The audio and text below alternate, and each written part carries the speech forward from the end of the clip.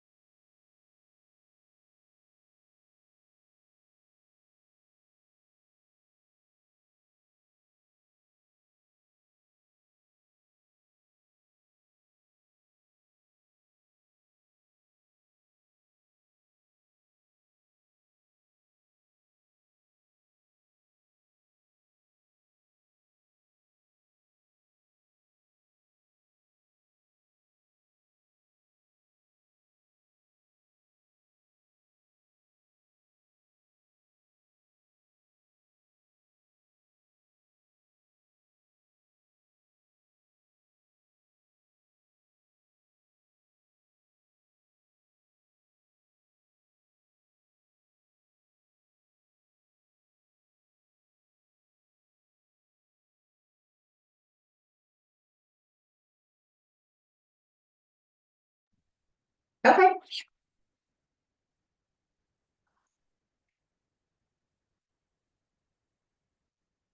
Okay, so thanks so much for being patient with us this evening. My name is Mary Malone of Coldwell Banker Realty in the Luxe Service Group. So we are so thanks so much for being patient with us this evening. What do you think that is? Well, Maybe it won't play through my computer. okay. Charlie, do you mind letting us know through the chat and in Zoom whether or not you can hear me? We're having some technical issues due to the amount of rain that we're having this evening. All good. All good. Okay, well, I'll get started then. All right. So, hi, my name is Mary Malone of Coldwell Banker Realty in the Luxe Service Group. Thank you so much for joining us this evening. This is our seller seminar, and we are here to help you with the transition from selling your home and moving to your next property. My name is Mary Malone. I have been with Coldwell Banker for probably 15 years now, practicing real estate for 20 years. And I love working with home buyers and sellers. And believe it or not, selling a property is the third most stressful event that someone can go through. So I'd like to make sure that your transition is the least stressful that it possibly can be. The reason I'm with a team is the fact that it's really hard to be available 24/7. So I work with these fabulous ladies to make sure that all of our clients are serviced properly. I'm not the only one who knows about your property. Our team knows about your property, and if I am not available, there's always somebody that is available to help you out. So having a team works to the advantage of all of our clients. You actually get 6 agents for the price of 1 is my joke, because we're all here to work with you. I'm gonna skip over to Diana DeBoer. The fabulous Diana DeBoer is here helping me out today. Diana, tell us a little bit about yourself. I am a mom of 2 young girls and 2 rambunctious puppies. I got into real estate because of its fast-paced lifestyle kind of vibe that it has, and it goes along well with mine, and happy to be a part of it. And I've been with the Luxe Service Group for about a year now. So Diana is an integral part of the Luxe Service Group, and she is the one who is the master of all technology. Most agents know what's happening in today's market, but good agents understand what's happening. What I'd like to point out is great agents can explain what's happening. Only 20% of licensed real estate agents actually do the selling.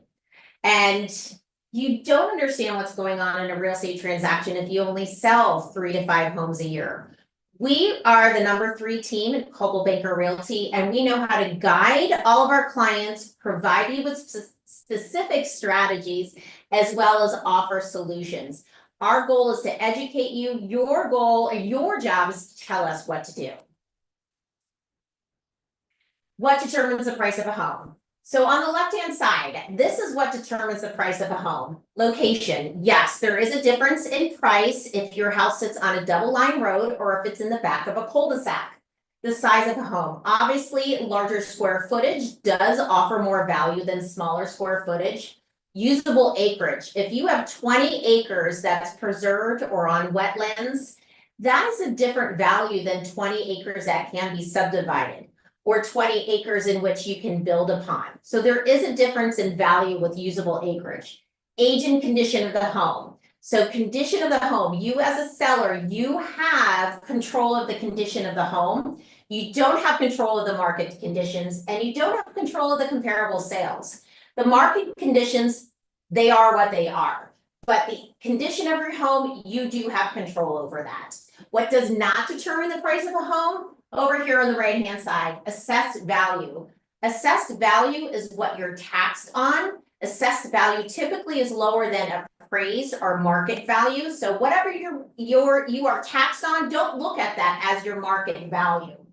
Overpricing never leads to a higher sales price. Overpricing actually turns off buyers. So don't think that overpricing your home will get you more value for your property. The cost of renovation, we'll talk about that in a little bit, does not directly add to the value of your home. Yes, you can get something back, but I don't know much that gives you 100% return on investment unless you're adding in square footage. And then personal sentiment determines value. Real estate is a very sentimental transaction, but we also have to look at it from a business side. So just because you feel as a certain way about your home doesn't mean that buyers will as well. How's the market? Whenever I'm standing in line, whether it's at the grocery store, picking up my son from school, how's the market? I'm always asked that question. Diana, are you asked that quite a bit? Everywhere I go, yes. Everywhere you go, especially when I wear my name tag, I am asked, oh, you're a real estate agent? Tell me about the market. So how is today's market? This slide is from January 2025. Cannot believe this, but I am telling you that the average sales price in January of 2025 in all of Hunterdon County is $620,000. That's very different from when I started 20 years ago. My average sales price was $320,000, and that was high. So we have 1.27 months of inventory in January, meaning if not one home goes on the market in 1.27 months, we will have 0 homes in all of Hunterdon County. The sold price to list price is 99.1%. So basically, if you price your home at around market, you should recoup 99% of that list price. And then median days on the market, 28 days. That means that from the time you put your house on the market to the time it goes under contract, it's around 28 days. Now, that's a pretty aggressive number. I will tell you, pre-COVID, the average median days on market was around 45. Hunterdon County average sales price. Take a look at this. Before COVID, 2018, average sales price was $380. 2024, $575. So if you're in Hunterdon County and you're looking at a home at around 400, I will say it's pretty challenging because the average sales price is $575. Take a look at that huge change in the graph. And then we're going to take a look at Somerset and Warren County as well. Somerset County, higher price point because of its access to New York City and public transportation. In 2018, the average sales price was $437,500. 2024 in Somerset County, if you're looking under it, if you're looking under $719,000, you're looking for a below market value home. Average sales price in Somerset County, $719,000. That's quite dramatic from 2018. And Warren County, which is known for its farmland, more rural area, 2018, the average sales price is $213,000. In 2024, it's $405,000. This includes single family homes as well as condos and townhomes. Are mortgage rates going up or down? So let's take a look at this. This is the question of the month. So our lender of choice, Al Esposito, provide us with this graph. We have major real estate entities giving us their mortgage projections. And quarter 4 of 2024, the average of all four, Fannie Mae, MBA, NAR, Wells Fargo, was 6.46. We are predicting that interest rates will lower, not dramatically. I don't think we're going to see 2s and 3s anytime soon, if at all. Again, so 5.98% is not bad, even considering that the average housing market interest rate is 13%. So we are still way below average. We're just a little spoiled by 2 and 3% interest rates. Home price forecast. So take a look at all these major entities. The average of all of them does say that, or believe that we will still be increasing in home sales price for 2025. So if you're listening online and you're worried about putting your house on the market, should I put it on it today and take advantage of the market? I do tell sellers that it's okay. I don't see a market crash. This is totally different than 2006, 7, and 8. We are dealing with fully qualified buyers, not bad mortgages, and I don't see prices falling. And the reason being is there's no inventory. So buyers are going to pay what you're asking because there is absolutely no inventory.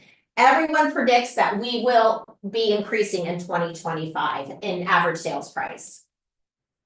What are the benefits of pricing a home correctly? So pre-COVID, yes, one of our strategies is let's start higher because we're going to meet in the middle with a buyer, and the buyer is going to negotiate lower, and hopefully we can get closer to that sales with that actual price that we want if we start higher.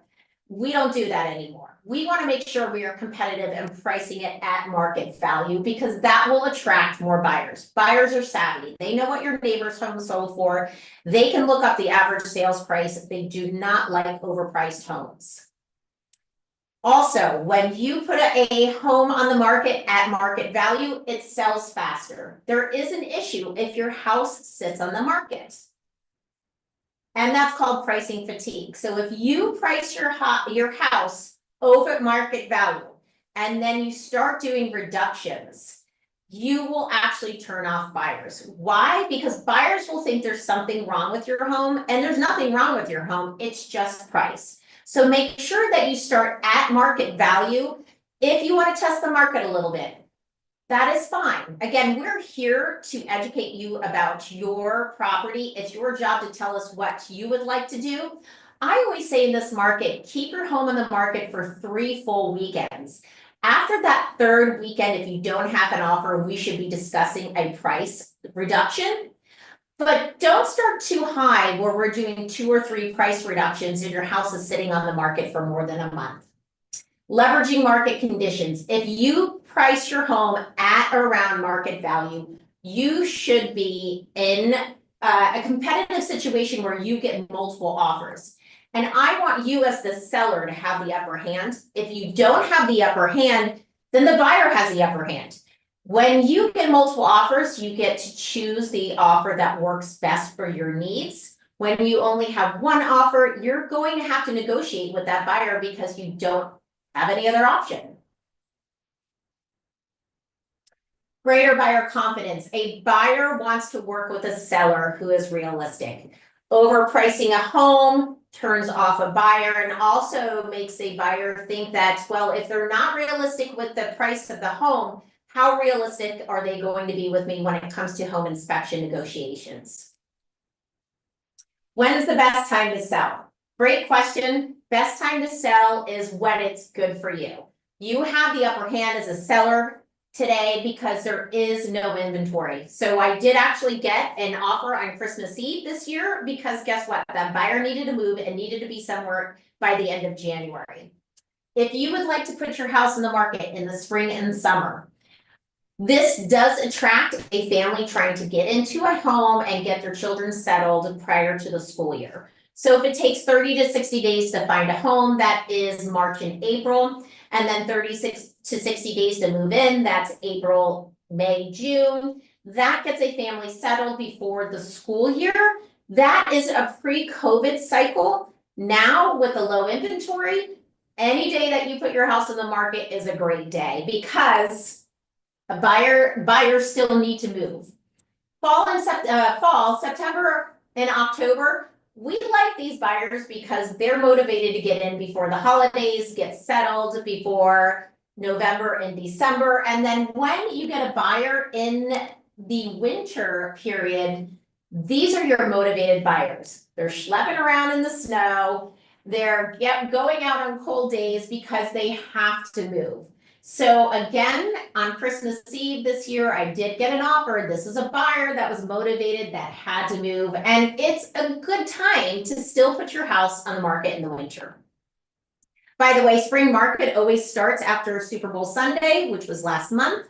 So it is technically the spring market now. Top 3 repairs buyers often request from sellers. So buyers these days, I will say typically aren't picky. Typically, it depends on your buyer, but these 3 items are really hard to not negotiate with because they are safety, structural, or environmental hazards. Number 1 is the septic. Because a septic these days can run over $50,000, I've seen them as high as $75,000, a buyer's going to want a working septic. When do you have in the upper hand of a septic negotiation? When you have multiple offers. You may get somebody who waives the septic, but because it's such a large ticket item, a buyer typically wants to get that remediated. What can you do as a seller with a septic? You can get a pre-listing septic inspection that runs around $1,000. That will tell you what's going on with your septic. Just because your septic flushes and it's never given you a problem, and even if they come pump your septic, you cannot tell what is wrong with the septic until you do a full septic inspection with a camera that goes through the septic. If your septic fails, this will allow you to prepare for either replacing it or pricing it appropriately. If your septic passes, you can present the buyer with a passing septic report. The buyer probably will still do their own septic inspection, but it will give you peace of mind that the septic passed. Well test. The state of New Jersey requires all sellers to do a well test. It is the seller's responsibility to purchase a well test within 14 days after attorney review and provide the buyer with the well test results. This runs around $1,000. We have some agencies that we will recommend to you.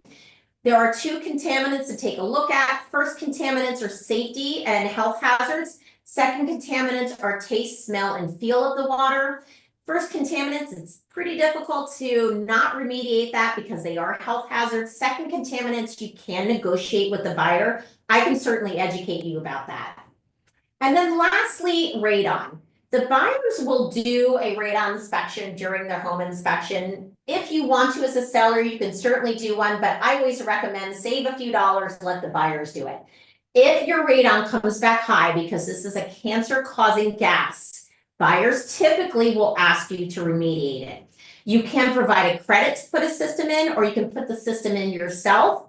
It is, I would say, most of the time an easier fix. It's something that we can tackle during the transaction. So there's really no need to do this now. Let the buyer pay for the radon inspection. And a pre-home inspection overview. So pre-COVID, when we didn't have a buyer frenzy, I would recommend a home inspection for the seller. So you can learn a little bit more about your home and see what a home inspector would come up with for their buyer. However, save your money. And then let's talk about negotiating with buyers on issues that may or may not concern them. You may have a plumber purchasing your property that's totally fine with a leaky sink. You may have an electrician that's okay with the GFCI outlets. So I would say hold off on that, let the buyer do the home inspection, and that's something that we can tackle after the home inspection as well. Home improvement. So let's talk about return on investments. All right, if you're staying in your home 3 to 5 years and you want to enjoy your remodels, do it. Because you will get a return on investment and you will enjoy it. We all would love that new kitchen and that new bathroom, but do not do it for the next buyer. Price your house accordingly so that you don't have to live through the construction. And also, if you can see, you still don't get 100% return on investment for any of these upgrades.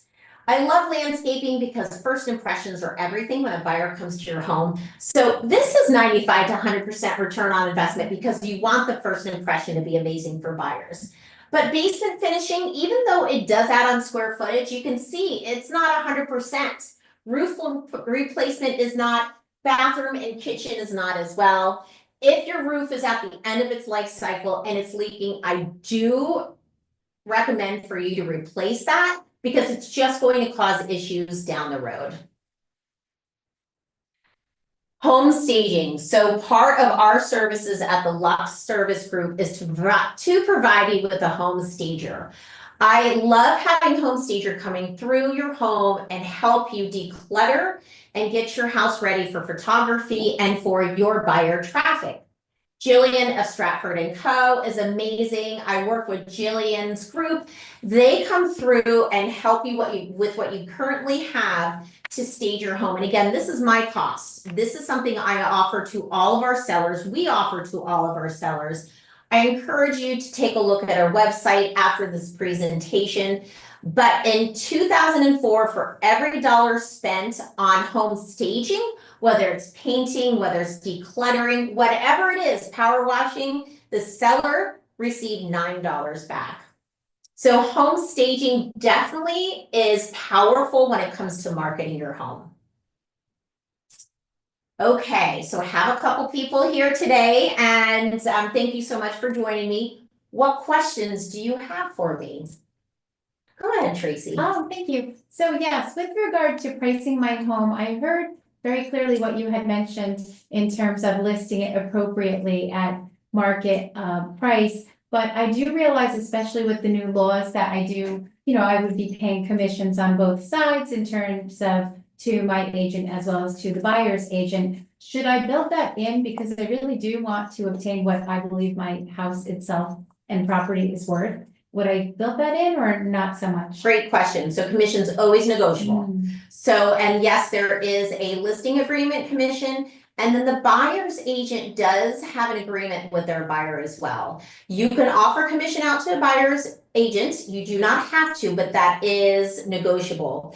Don't take the market value and then add on the commission. So definitely keep that in mind. The total sales price will also include, you'll take out the commission from the total sales price. Because if you add in commission above that, then you're going above market value. Okay, thank you. That makes sense. Thank you. Okay, you're welcome. Any other questions?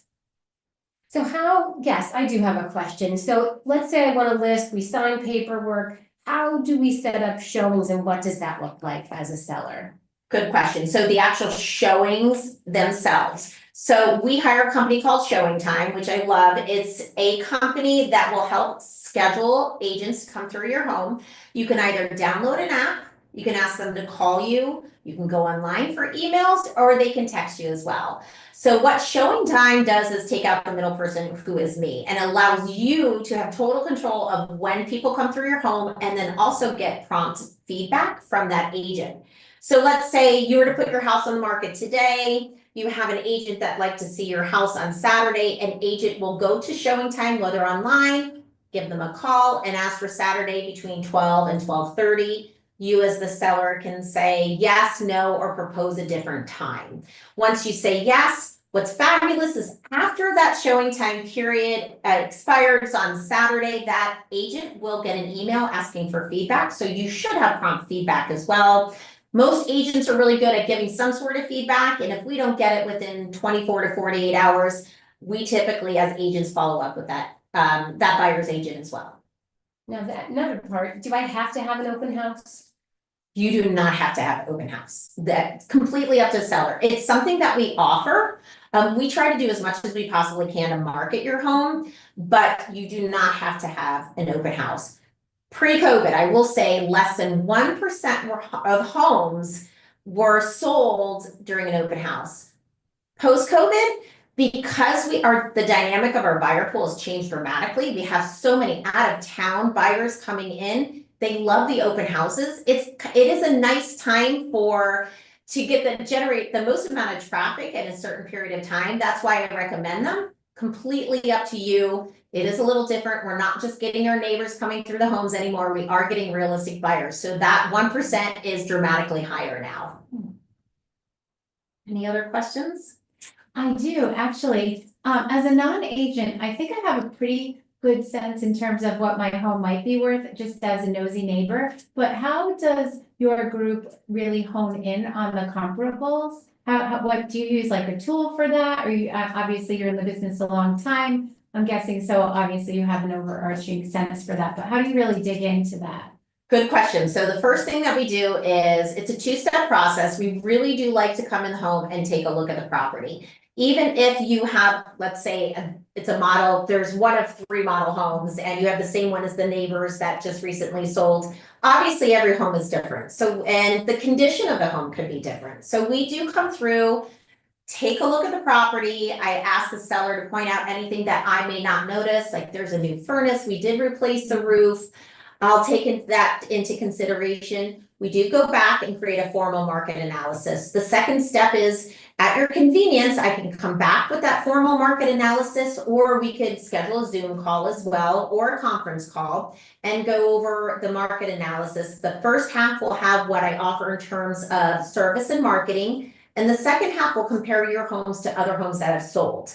So, and then I will take a look at additions. There's obviously a value in if you've added on a finished your basement, if you put an in-ground pool. So even though you have the exact same home as your neighbors, you may have redone the kitchen. There's a return on investment there. You may have upgraded your primary bathroom. So I will compare and contrast. I'll show you what's recently sold. And I really try, I'm not a licensed appraiser, but I really try to come within that range of where an appraiser would put your home.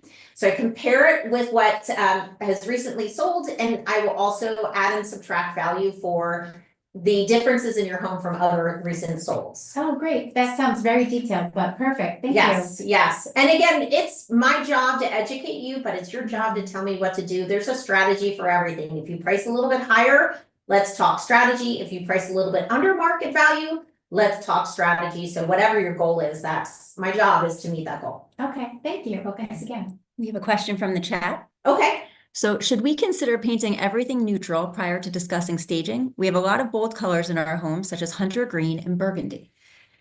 I would suggest painting neutral. I know if you're in a rush to put your house on the market right away, then we could not paint, but that painting is your biggest return on investment when it comes to staging. The number one return on investment.